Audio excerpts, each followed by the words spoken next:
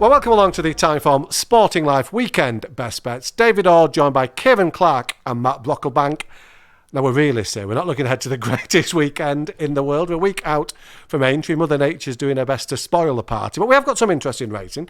No surprise at the key action on the all-weather, the likelihood the only action on the all-weather as well. Good look at a race at Chelmsford, Matt, which is not something you expect to say. Even less are you expect to say it's on the road to the Kentucky Derby. It is.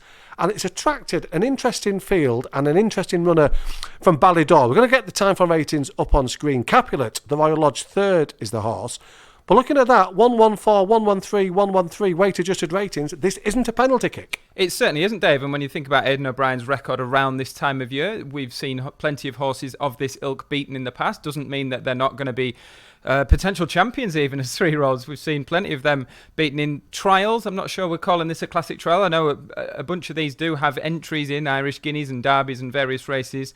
But no, it's an intriguing race all the same. We've got horses here fit from the all-weather as well that have had recent runs, and then a couple of others that are coming back off layoffs with not quite the same juvenile form as Capulet, but have decent credentials themselves as well. So yeah, plenty to go at. Capulet's a horse I really like, Kieran, but I think I was very taken by the Timeform comment of the race report of the Royal Lodge that the race hadn't suited. He'd had to make his own run in. The track hadn't suited him. He needs a more searching test at a mile. Yeah. I'm not convinced, we're going to get the pace map up on the screen, that he's going to get a more searching test at this mile at Chelmsford. The track goes out the equation in terms of the nature of it. It's a flat track. But is this going to set up for him to show his true worth? I think there's only one way to ride him, Dave. It's there on the pace map. They're just going to have to send him from the front and hope he's quick enough. He's a middle distance horse running over a mile. Now, there is a chance this could turn tactical, but I don't think Ryan Moore is going to allow that to happen. Yes, he didn't quite handle the dip. His form at Newmarket, his form's just the best, isn't he? He was second to Diego Velasquez. He's got form behind Ghostwriter, who live Guineas candidate, would you say? Ghostwriter did nothing wrong at 2. I know you quite like him, don't you, Matt? You were saying Ghostwriter, yeah. I think he could be a little bit underestimated. It's the strongest form on offer.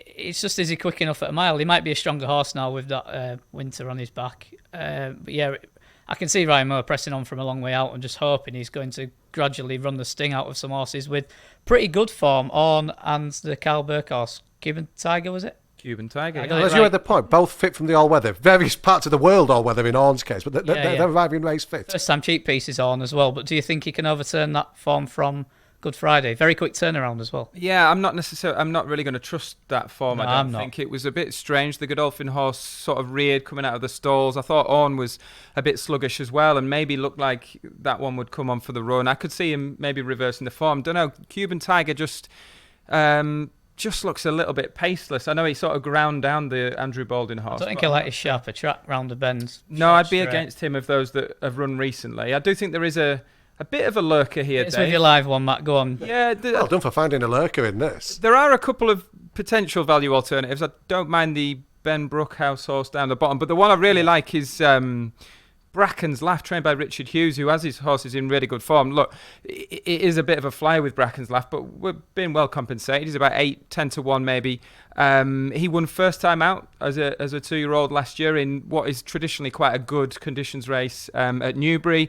Then they threw him into a Group 1, into the Criterium de Saint Cloud, and he ran really well. So that was up to 10 furlongs on quite soft ground, and he ran really well for a long way. Didn't look out of place at all in that sort of company. And the winner of that race is about 16.21 for the Derby. So he held his own in good company, and he's just a bit of a could be anything horse still. He really is. And given the way that Hughes has his horses really on it this spring.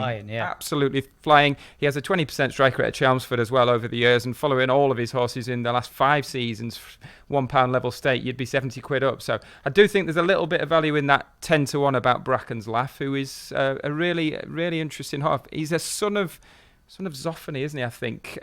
Which in the past, I'd be a little bit worried about them training on, but he is quite a decent stamp of a horse, and we have seen plenty of Zoffany's do well at 3 in recent seasons. He won the Haynes, Hanson and Clark first time out, which, as some of our older viewers know, that used to be a very, very good race, Dave. I don't know why I looked at you there. It's a lovely race it was. It's not quite the race it was, but it's still, if you win it first time out, I think you're a good horse, and obviously to pitch him into Group 1 company. But you're just a massive fan of the owners, Matt, aren't you? Jumps off flat. You absolutely love these Ballymore colours. Steve Mulray, and we should be sponsoring him next season. I think I am drawn to that naturally, yeah. But no, it's a valid case each way.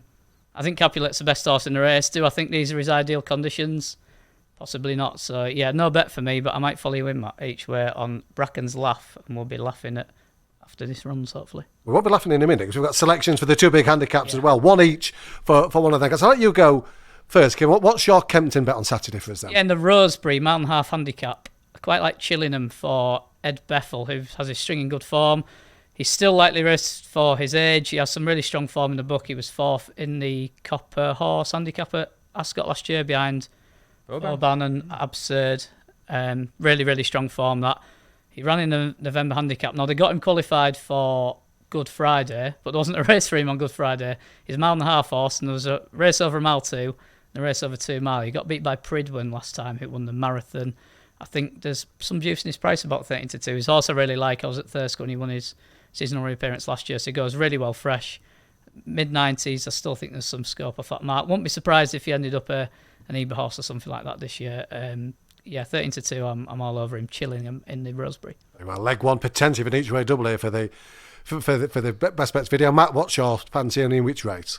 Well, I quite like a 25-1 shot in that Rosebery, but maybe check that out on Value Bet if you haven't read it already. 4 o'clock. I'm going to go for, in the 3:15, the Queen's Cup? Queen's Prize? Queen's Prize, sorry. Queen's Cup was last week. I'm sure remember the board game? Really nasty horse racing game. There was a game, Queen's Prize in that, wasn't it? A cracking game, that. If anyone, check that out. Better than Escalado. I was more a Hungry Hippos, man. No, Circuit Breaker for me. I'm struggling to get away from him. He's right at the bottom of the weights.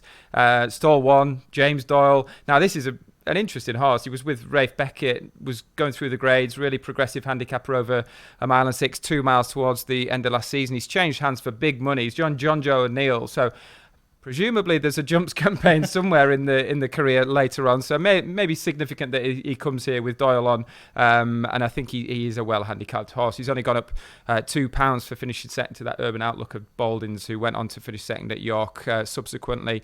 Looks like a well-handicapped horse. A 4-year-old with a nice future, I think, and Stall 1. Doyle, he's a good judge of pace anywhere, but he's absolutely deadly round Kempton. Hopefully he can make the running, and he'll be hard to peg back. Circuit Breaker. He used to be a Jeff Smith horse. He was, yeah. Yeah. Lovely big horse. Very different silks now. Yeah.